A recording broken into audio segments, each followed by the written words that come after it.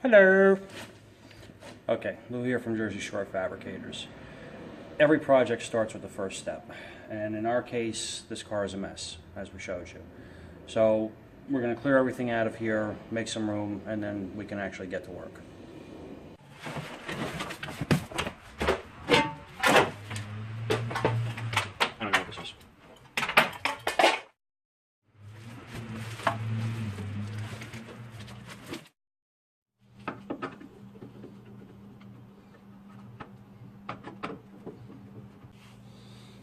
Okay, so as far as cleaning out the inside of the car, I'm working on that.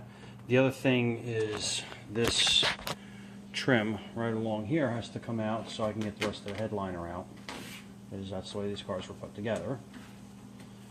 And won't come out without taking that out. Alright, now to get the rest of this headliner out that's hanging down here all over the place, this window trim has to come out.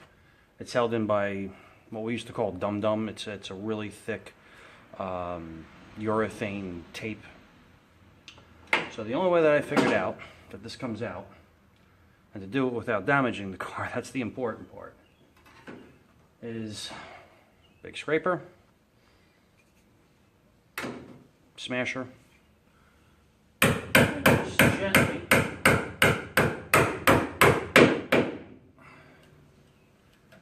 get in there.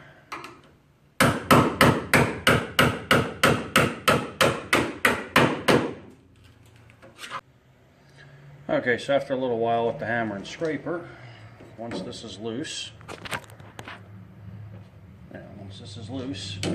you can see this gook I was talking about. And you can get in here and carefully pry this out. We got a little kink in it, but I'm going to show you how to straighten that out. I'm also going to show you how to polish this out to be damn near like a mirror. But you can see what I was talking about. See, the headliner is up underneath here, and when they come to do the new headliner, they won't be able to do it. So again, this is one of those things where an inept shop who clearly either didn't know what they were doing, or they were guessing, or they were just trying to do a quick, cheap job for this guy. You know, there's a procedure, and they didn't follow it. If you're going to take the car apart, take the car apart. It all went together the first time. You know, he actually painted around all this, which I don't understand. But in any event, at least now, the rest of this old headliner can come out. We get the bows out.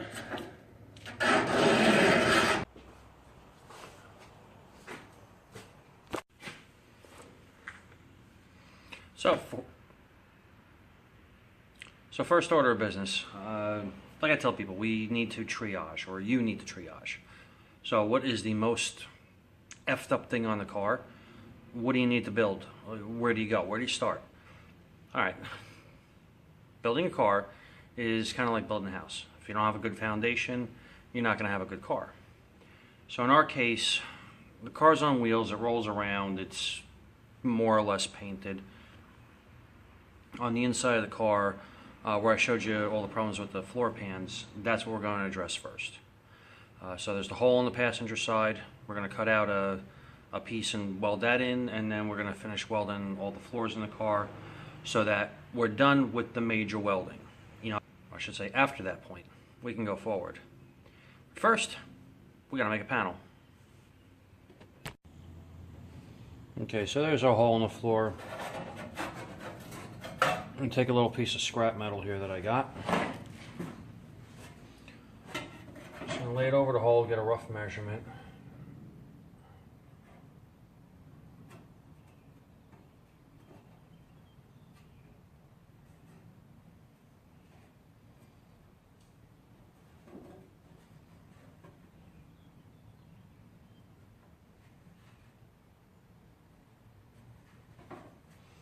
So that's all, just rough measurements for now.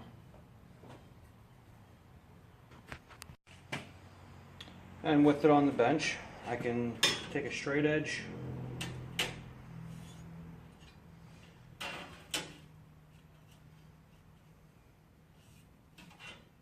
lay out some lines.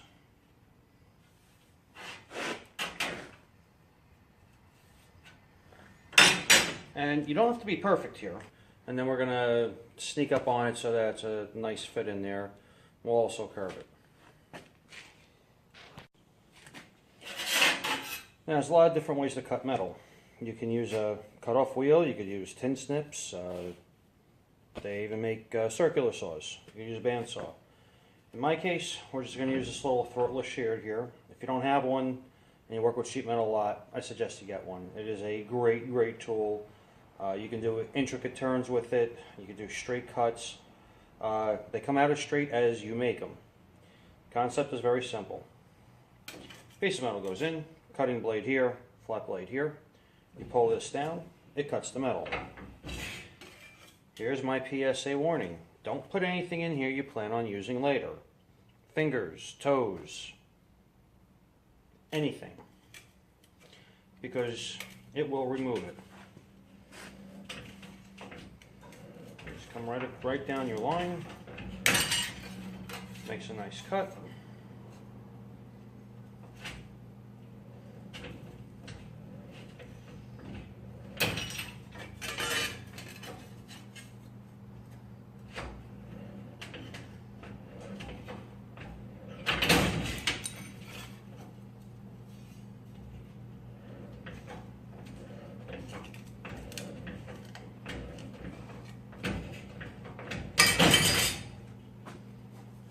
Like I said, it doesn't have to be perfect.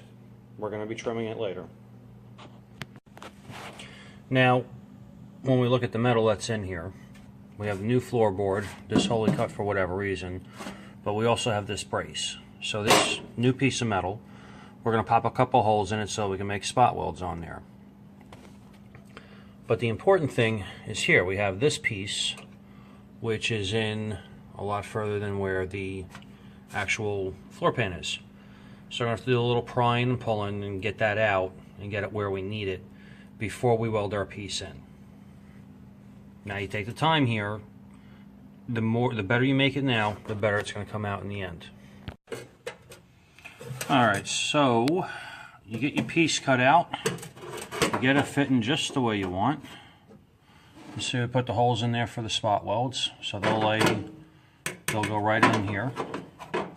Now, unfortunately, I don't have a third hand to hold this, and I broke my tripod, so I'm going to go ahead and get this welded up. But it's going to be like I've described in other videos, and you've probably seen in other videos, where it's just going to be a series of tack welds to get into place. I'll massage it to get around this little hump here. This end is flat. Over here we have a little curve, so we'll manipulate the metal to get there. Weld it all the way around, tack it all the way around, and then after that I can start tack welding or finish welding everything else that this guy did wrong. I am going to be here a very long time, so go get a beer, or I'll probably edit out a lot of it and just cut you guys to the next scene. See ya. Alright gang, that patch panel was cut out and I started welding it in. And I noticed a lot of other problems with the floor pans. So we're stopping, because there's a lot that I have to fix. I can save the floor pans that are in there. He doesn't have to buy new floor pans. I don't have to do the whole job over. We just kind of have to do things better than what the previous guy did. And I'm going to show you all those defects as we go along. In the meantime, we're just going to step back and punt. The customer had called me, asked me to take pictures of the car, of all the defects. So after an hour and a half of cleaning the car and photographing and documenting everything, that's finally done. So now I can drop the drivetrain out of the car and just start the back of the car and work our way forward. There are areas that should have been welded that aren't welded. There's other rust spots in the car that need to be addressed before we can really go forward. And I'm going to walk you through all of this. It's going to be, it's going to be a lot of tech. It's going to be a lot of how to, with rust repair and undercoating removal, things like that. It's kind of going to be fun. It's really going to be a pain in the ass. But, I can't let this guy have his car back until it's right. It can't leave our shop until it's a certain way. if you own your own shop, you know exactly what I'm talking about. You have to do right by the customer, even if somebody wronged them. So if you want to stay abreast of what's going on with the 65 Mustang, click like on this video, subscribe to our channel, check us out over on Facebook at Jersey Shore Fabricators LLC.